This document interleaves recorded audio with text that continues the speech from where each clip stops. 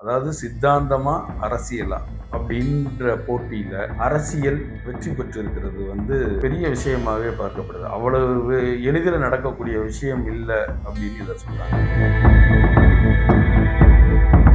பாஜகவினுடைய மிக அடிப்படை கீழ இருக்கிற வேர் அப்படின்றது ஆர்எஸ்எஸ்.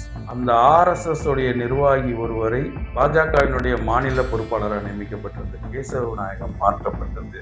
அரசியலில், அதாவது பாஜகவினுடைய அரசியலில் ஒரு மிகப்பெரிய சரித்திரம்னே சொல்லலாம். ஏன்னா முன்பு மாநில தலைவராக இருந்த அண்ணாமலை அவரை அந்த பதவியிலிருந்து நீக்கப்படுவதற்கு மிக முக்கிய காரணமா கேசவ நாயர் பார்க்கிறாங்க.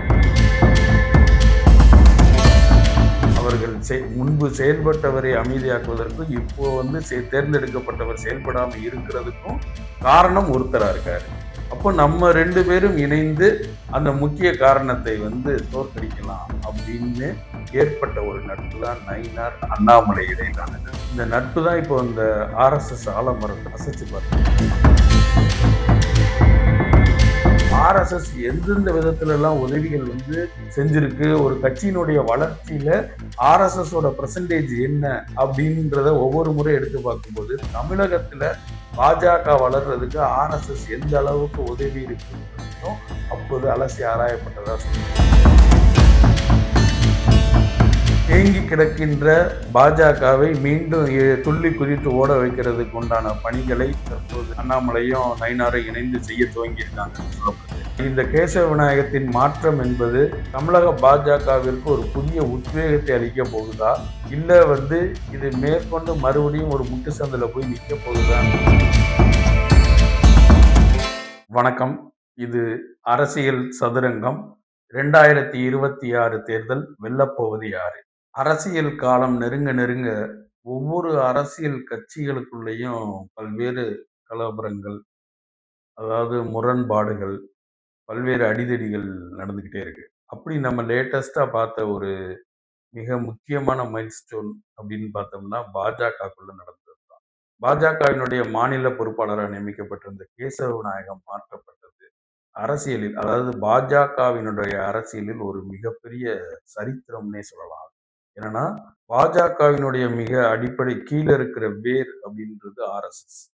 அந்த ஆர்எஸ்எஸ் உடைய நிர்வாகி ஒருவரை பாஜகவை சேர்ந்த, அதாவது சித்தாந்தமா, அரசியலா அப்படின்ற போட்டியில அரசியல் வெற்றி பெற்றிருக்கிறது ஒரு பெரிய விஷயமாவே பார்க்கப்படுது. அவ்வளவு எளிதில நடக்கக்கூடிய விஷயம் இல்ல அப்படின்னு இத சொல்றாங்க. சரி, இந்த மாற்றம் எப்படி நடந்தது? வெறும் வெளியில சொல்வதை போல ஒரு சில பிரச்சனைகள், ஒரு சில குற்றச்சாட்டுகள்ன்ற அடிப்படையில கேசவ விநாயகம் மாற்றப்படல. அதற்கு பின்னால நிறைய ஒரு கோர்வையான விஷயங்கள் நிறைய இருக்கு. என்னன்னு எடுத்துக்கிட்டீங்கன்னா, கடந்த 1 வருடமாகவே நயினார் நாகேந்திரன் தமிழக பாஜக தலைவராக நியமிக்கப்பட்ட காலத்திலிருந்து அவர் எந்த விதமான, இப்போ கமலாலயத்துல அவர் இருந்தாருன்னா, மேல கேசவ விநாயகம் இருந்தாருன்னா, பார்க்க வருவதுல பாதி பேர் போய் கேசவ விநாயகர் தான். நயினார் நாகேந்திரன் எந்தவித செயல்படவும், அதாவது தன்னால செயல்பட முடியாத அளவிற்கு முடங்கி இருப்பதை போன்ற ஒரு மனநிலையில இருந்தார்னு சொல்லப்படுது. இதே நேரத்தில் அண்ணாமலை, இதற்கு முன்பு மாநில தலைவராக இருந்த அண்ணாமலை அவரை அவரு அந்த பதவியிலிருந்து நீக்கப்படுவதற்கு மிக முக்கிய காரணமா கேசவ நாயகத்தை பார்க்குறாங்க. அப்போ இயல்பிலேயே இங்க நமக்கு ஒரு விஷயம் பிடிபடுது. முன்னாள் மாநில தலைவருக்கும் தற்போது மாநில தலைவராக இருக்கக்கூடிய ஒருவருக்குமே இருவருக்கும் அவர்கள் முன்பு செயல்பட்டவரை அமைதியாக்குவதற்கும் இப்போ தேர்ந்தெடுக்கப்பட்டவர் செயல்படாம இருக்கிறதுக்கும் காரணம் ஒருத்தரா இருக்காரு. அப்போ நம்ம 2 பேரும் இணைந்து அந்த முக்கிய காரணத்தை தோற்கடிக்கலாம் அப்படின்னு ஏற்பட்ட ஒரு நட்பு தான் நயினார் அண்ணாமலை இடையிலான நட்பு. இந்த நட்பு தான் இப்போ இந்த ஆர்எஸ்எஸ் ஆலமரத்தை அசைச்சு பார்த்திருக்கு. எப்படின்னு எடுத்துக்கிட்டீங்கன்னா, அதாவது கடந்த 1 வருடமாக உங்களுடைய செயல்பாடு என்ன அப்படின்னு மத்தியில இருந்து நயினாரை கூப்பிட்டு கேட்டப்போ, கடந்த 1 வருடமாக நான் எதுவுமே செயல்படல. செயல்பட்டது எல்லாமே கேசவ விநாயகம்ஜி தான் செயல்பட்டிருக்காருன்னு சொல்ல, கடந்த 1 வருடமா பாஜக சைலண்ட் மோட்லயே தான் இருக்கு. அண்ணாமலை இருந்தபோது பல்வேறு விஷயங்கள்ல தீவிரமா செயல்பட்டுக்கிட்டு வந்த கட்சி நிர்வாகிகள் கூட கடந்த 1 வருடமா ரொம்ப சைலண்ட் ஆயிட்டாங்க. ஏன்னு பார்த்தீங்கன்னா, நிறைய பொறுப்புகளுக்கு சிவநாயகம் அவர்கள் தனக்கு தெரிந்தவர்களை, அதாவது சங்கத்திலிருந்து வெளிவந்தவர்களை வந்து நிறைய பாஜக பொறுப்பாளர்களா நியமிச்சிருக்காங்க. அதனால கட்சி அந்த அவருக்கு வந்து யார் சரியா இருப்பாரோ அப்படின்றவரை மட்டும் நிர்வாகிச்சு, அவர் நிர்வாகம் ஒரு பக்கம், நயினார் ஒரு பக்கம், இதுக்கு இடையில அண்ணாமலையுடைய ஆதரவாளர்கள் ஒரு பக்கம்னு, கட்சி 3, 4 விதங்கள்ல, அதாவது வந்து திசைக்கு ஒண்ணா ஓடிட்டு இருந்தது. அமித்ஷா வந்து பல்வேறு வியூக வகுப்பாளர். அமித்ஷா வந்துட்டாருன்னா, ஒரு மாநிலத்தினுடைய தேர்தலையே மாற்றி அமைக்கக்கூடியவர்ன்னு சொல்லக்கூடிய அமித்ஷாவினுடைய கட்சியிலேயே, ஆ அந்த அவர் ஓட்டத்திற்கு இணையான ஓட்டத்த வந்து தமிழக பாஜகவால ஓட முடியாத ஒரு சூழல் கடந்த சில நாட்களா நீடிச்சுட்டு இருந்ததுல வந்து மாற்று கருத்து. அவரு வந்து ஒரு 10% தான் ஓடுவாரு. மிச்சம் இருக்கிற 90% இங்க இருக்கிற கட்சிகள் தானே ஓடணும். ஆனா, அந்த கட்சிகள் ஓட முடியாத அளவுக்கு அந்த கட்சி ஸ்டக் ஆகி நின்னது வந்து ஒரு முக்கிய காரணமா பார்க்கப்படுது. சரி, இதை எப்படிதான் வந்து சரி பண்றது? அப்படின்ற போது தான் வந்து கரெக்ட்டா இந்த தொகுதிகள் பங்கீடு குறித்து ஆளாளுக்கு ஒரு 6 தொகுதி, இவருக்கு 7 தொகுதின்னு வைக்கப்பட்டிருக்க எல்லா திரா அதாவது கம்யூனிஸ்ட் கட்சிகள்ல இருக்கக்கூடிய எல்லா தலைவர்களுக்குமே அதிருப்தி.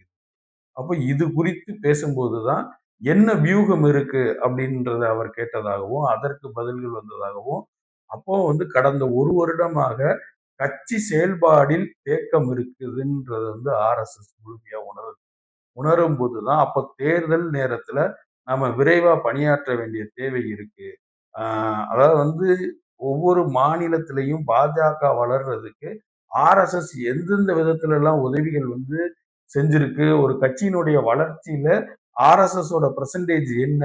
அப்படின்றத ஒவ்வொரு முறை எடுத்து பார்க்கும்போது, தமிழகத்துல பாஜக வளர்றதுக்கு ஆர்எஸ்எஸ் எந்த அளவுக்கு உதவி இருக்குன்றதையும் அப்போது அலசி ஆராயப்பட்டதா சொல்லுது. அதாவது வந்து ஆர்எஸ்எஸ் செய்கின்ற வேலை எதுவுமே வெளியே தெரியாது.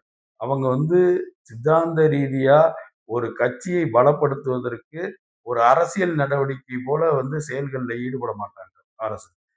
ஒரு கட்சி ஈஸியா வந்து அண்ணாமலை ஒரு விஷயத்த பேசிட்டு போயிடலாம். ஒரு பிரஸ் மீட்ல வச்சு வந்து ஓப்பனா பேசிடலாம், செஞ்சிடலாம். இது போல அரசியல் செயல்பாடுகள்ல அண்ணாமலை ஈஸியா இறங்கி நடந்து செஞ்சுட்டு போயிடலாம். ஆனா ஆர்எஸ்எஸ் அப்படி கிடையாது. அது வந்து ஒரு இன்டெப்த்தா ஒரு எப்படி திராவிட இயக்கங்களும் மற்ற கட்சிகளும் வந்து ஒரு சித்தாந்த ரீதியா இயங்குதோ, அதே போல ஆர்எஸ்எஸும் ஒரு சித்தாந்த ரீதியா இயங்கக்கூடிய ஒரு இயக்கம் தான். அப்போ அதுல வந்து தனிநபர்களை முன்னிறுத்துறதுன்றது வந்து ஆர்எஸ்எஸ் சித்தாந்தத்துக்கு எதிரானது தான். அப்போ அந்த முரண்பாடுகள் வந்து பாஜகக்குள்ள காலங்காலமா இருக்கிறது தான். இது தனிநபர்களுக்கானதா, சித்தாந்தங்களுக்கானதான்றத இந்த போட்டி வந்து என்றைக்குமே ஆர்எஸ்எஸ்ஸில் ஊறி போனவர்களுக்கும், பாஜக என்ற கட்சிக்குள் ஊறி போனவர்களுக்கும் இருக்கிறதுலே இடையிலே இருக்கக்கூடியது தான். என்னதான் வந்து இந்த பிரச்சனைக்கு இங்க தமிழ்நாட்டுல இல்ல. அதாவது மேலிருந்து டெல்லியிலிருந்து இந்த பிரச்சனைகள் இருக்கு. மோடிக்கும் ஆர்எஸ்எஸ்க்கும் இடையுமே இந்த முரண்பாடுகள் வந்து நிறைய இடங்கள்ல காட்டப்படுது. மோடிங்கிற பிம்பம் வெற்றிக்கான வாய்ப்பா, ஆர்எஸ்எஸ்ன்ற சித்தாந்தம் வெற்றிக்கான வாய்ப்பான்னு எடுத்து பாஜக எதனால் வெல்லுது அப்படின்னு இந்த 2 காரணத்தை எடுத்து வச்சோம்னா, 2 கண்ணு மாரி தான். 2யுமே பிரிக்க முடியாது. அப்போ வந்து அந்தந்த முக்கியத்துவம் வாய்ந்த 2மே தான் முக்கியத்துவம் வாய்ந்ததுதான்றத கருதும். அப்படிதான் தமிழக பாஜகலயும் நடந்திருக்கு. சரி, இவ்வளவு முரண்பாடுகள் இருந்து இதை எப்படி ஆர்எஸ்எஸ் ஒத்துக்குச்சு அப்படின்னா, அப்போ அங்க ஏதோ ஒரு வீக்னஸ் இருக்குன்றத ஆர்எஸ்எஸ் உணருது. அப்போ அண்ணாமலை பக்கம் அண்ணாமலை சொல்லக்கூடிய விஷயங்கள்ல சில நியாயங்கள் இருக்குன்றத ஆர்எஸ்எஸ் உணர்ந்த காரணத்தினாலதான் அந்த கேசவநாயக மாற்றம் வந்து உறுதியாயிருக்கு. அதாவது வந்து என்னன்னா, அவர் நியமித்த ஆட்கள் தான் இன்றைக்கு பாஜக முழுக்க நிரம்பி இருக்காங்கன்னு சொல்றாங்க. இந்த தேர்தல் நேரத்துல இந்த மொத்த பேரையும் மாத்த முடியாது. இவர்களை வைத்து தான் வேலையை வந்து நடத்தியாகணும். இன்னொன்று, ஏற்கனவே சைலண்ட் மோடுக்கு போன பாஜகவினரை வந்து திரும்ப உள்ள கூட்டு வரணும். இப்படி கூட்டு வர்றதுனால என்ன நடக்க போகுது? இத வந்து கட்சிய மேலும் வந்து சுறுசுறுப்பு ஆக்கிரலாமா? இந்த தேர்தல் இன்னொரு 60 நாட்கள் தான் இருக்கு. இதுக்கு இடையில பாஜகவை சுறுசுறுப்பாக்க வேண்டிய நடவடிக்கைகள் இருக்கு. தேங்கி கிடக்கின்ற பாஜகவை மீண்டும் துள்ளி குதித்து ஓட வைக்கிறதுக்கு உண்டான பணிகளை தற்போது அண்ணாமலையும் நயினாரும் இணைந்து செய்ய துவங்கி இருக்காங்கன்னு சொல்லப்படுது. அதாவது வந்து ஒரு பக்கம் நீங்க ஒரு பக்கம் கேம் ஆடுங்க, நான் ஒரு பக்கம் ப்ளே பண்றேன்னு இருவரும் தனக்கான டெரிட்டரிய பிரிச்சுக்கிட்டு இந்த பணியை தொடங்கி இருக்கிறதாவும் சொல்லப்படுது. இப்போ இது வந்து தமிழக பாஜகக்கு ஒரு புதிய உத்வேகத்தை குடுக்குமா? இல்ல என்ன மாரியான அடுத்தடுத்த நடவடிக்கைகள் பாஜகக்குள்ள நடக்கப் போகுது? இன்னும் வேட்பாளர்கள் தேர்வு இருக்கு, தொகுதி பங்கீடுகள் இருக்கு. எல்லாத்துலயுமே பாஜக முன்னணியில போக வேண்டிய அவசியம் இருக்கு. அப்போ ஒரு மோடி சந்தித்த அதே பிரச்சனையை தமிழகத்தில் அண்ணாமலை சந்தித்து, எப்படி மோடி டெல்லியில் இருக்கின்ற தலைமை ஆர்எஸ்எஸ்ஸை சமாதானப்படுத்தி, தன் அ தன் பக்கம் நியாயத்தை எடுத்துரைத்து, பாஜக ஒரு ஆர்எஸ்எஸ்ஸினுடைய அஜெண்டாக்களை வேலை செய்யற ஒரு கட்சி அப்படிங்கிறதையும் எப்படி ஆர்எஸ்எஸ்ஸை மோடி கையில் எடுத்தாரோ, அதே போல தமிழக ஆர்எஸ்எஸ்ஸை அண்ணாமலை கையில் எடுத்ததா சொல்றாங்க. அதன் மூலம் இந்த கேசவ விநாயகத்தின் மாற்றம் என்பது தமிழக பாஜகவிற்கு ஒரு புதிய உத்வேகத்தை அளிக்க போகுதா? இல்ல இது மேற்கொண்டு மறுபடியும் ஒரு முட்டு சந்துல போய் நிக்க போகுதான்றத அடுத்தடுத்த பாஜகவினுடைய செயல்பாடுகள் மூலமா பார்ப்போம். நன்றி, வணக்கம்.